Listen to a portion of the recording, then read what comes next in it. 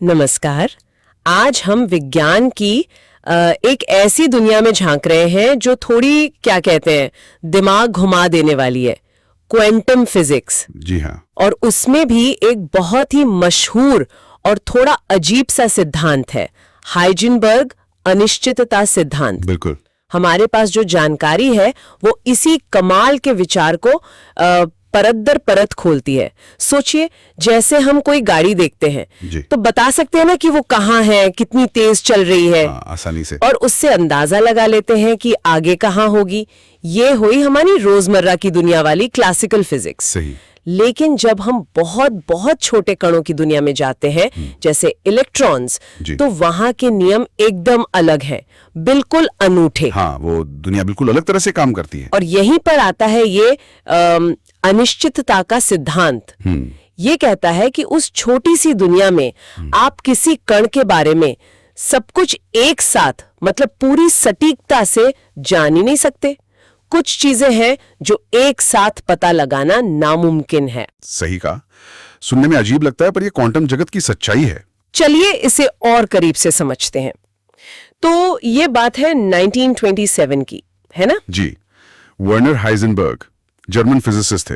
हाँ, उन्होंने ये क्रांतिकारी बात सामने रखी। उन्होंने कहा कि आप किसी क्वांटम कण की दो खास बातें, एक तो उसकी सटीक स्थिति, मतलब वो है कहाँ, और दूसरा उसका सटीक संवेग, मोमेंटम जैसे कहते हैं, यानी उसका वजन और रफ्तार का गुणनफल। जी। इन दोनों को एक ही वक्त पर बिल्कुल ठीक-ठीक नहीं माप सकते। हाँ, और ये कोई मामूली बात नहीं थी। ये समझिए एक तरह का कुदरती ट्रेड ऑफ है, एक संतुलन। संतुलन कैसे? मतलब आप एक चीज को जितना ज्यादा सटीक जानने की कोशिश करेंगे ना, दूसरी उतनी ही धुंधली, उतनी ही अनिश्चित हो जाएगी। अच्छा। हाँ, अगर आपने कण की पोजीशन एकदम पक्की पता कर ली तो उसकी रफ्तार, उसका मोमेंटम, वो अनिश्चित हो जाएगा। और अगर मोमेंटम बिल्कुल सटीक माप लिया तो ये पता लगाना मुश्किल हो जाएगा कि वो कण असल में है कहाँ। मतलब ये हमारे मापने के औजारों की गड़बड़ी नहीं है। ऐसा नहीं कि हमारे पास बेहतर माइक्रोस्कोप नहीं है या कुछ। बिल्कुल नहीं। यही तो सबसे हैरान करने वाली बात है इसमें। अच्छा। ये प्रकृति का बुनियादी नियम है, फंडामेंटल। ये कणों के स्वभाव में ही है। स्वभाव में? जी। हाँ। हाइजेनबर्ग ने दिखाया कि कणों में वो तरंग कण वाली दोहरी प्रकृति होती है ना, वेव पार्टिकल ड्युअलिटी। हाँ हाँ। बस उसी वजह से ये सीमाएं तय हैं। आप कणों को देखने या मापने की जो भी कोशिश करेंगे, आप उसे प्रभावित करेंगे ही, और उस चक्कर में दूसरी जानकारी अनिश्चित हो जाती है। चलिए इलेक्ट्रॉन का उदाहरण लेते हैं फिर। अगर हम किसी तरह उसकी एकदम सही लोकेशन पता करने की कोशिश करें, तो ऐसा करने के लिए हमें उससे किसी चीज से, मान लीजिए रोशनी से, देखना पड़ेगा। बिल्कुल, इंटरैक्ट करना पड़ेगा। लेकिन जैसे ही हम ऐसा करते हैं, हम उसकी रफ्तार बदल देते हैं और उसका मोमेंटम गड़बड़ा जाता है। एग्जैक्टली। आप उसे छेड़ देते हैं एक तरह से। और अगर रफ्तार नापें बहुत ध्यान से, तो उसकी पोजीशन फिक्स नहीं रहती।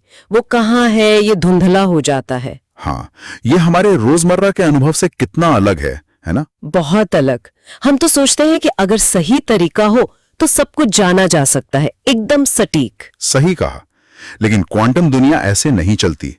और देखिए, ये सिर्फ एक थ्योरी या कोई दिमागी कसरत नहीं है। नहीं, अनगिनत प्रयोगों ने इसे बार बार सच साबित किया है। ये हकीकत है। अच्छा। और यहाँ दिलचस्प बात यह है कि इसके नतीजे बहुत गहरे हैं, बहुत ज्यादा। जैसे इसी सिद्धांत की वजह से हम समझ पाते हैं कि परमाणु इतने स्थिर क्यों होते हैं। परमाणु कैसे?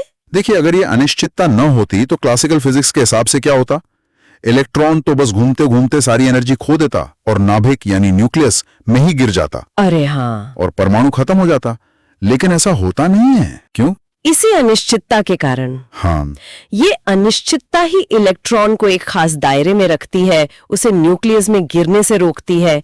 ये उसे एक तरह की न्यूनतम ऊर्जा देती है। वाह, मतलब ये अनिश्चितता असल में स्थिरता लाती है। बिल्कुल। ये क्वांटम फिजिक्स के इतने अलग और कह सकते हैं आश्चर्यजनक होने का एक बड़ा कारण है। तो इसका मतलब ये हुआ कि क्वांटम दुनिया वाकई संभावनाओं और अनिश्चितताओं पर चलती है। हाँ। क्लासिकल फिजिक्स की तरह नहीं, जहां सब कुछ तयशुदा डिटरमिनिस्टिक लगता है। बिल्कुल। क्लासिकल दुनिया में हम सोचते हैं कि अगर हमें किसी सिस्टम की सारी शुरुआती जानकारी हो, पोजीशन, वेलोसिटी, सब कुछ, तो हम उसका भविष्य एकदम सटीक बता सकते हैं। हाँ, जैसे बिलियार्ड बॉल्स। सही, लेकिन क्वांटम फिजिक्स कहती है नहीं, ऐसा नहीं है। एक बुनियादी सीमा है। आप कुछ चीजों के बारे में सिर्फ संभावनाएं ही जान सकते हैं, पूरी निश्चितता कभी नहीं। प्रकृति अपने कुछ राज पूरी तरह नहीं खोलती है ना, कह सकते हैं वो हमें पर्दे के पीछे पूरी तरह से झांकने नहीं देती। ये तो सच में सोचने वाली बात है कि दुनिया की बुनियाद में ही सबसे छोटे लेवल पर एक तरह की अनिश्चितता छुपी हुई है। हाँ, संक्षेप में कहें तो हाइजेनबर्ग का अनिश्चितता सिद्धांत क्वांटम जगत की एक पहचान है, एक मौलिक गुण।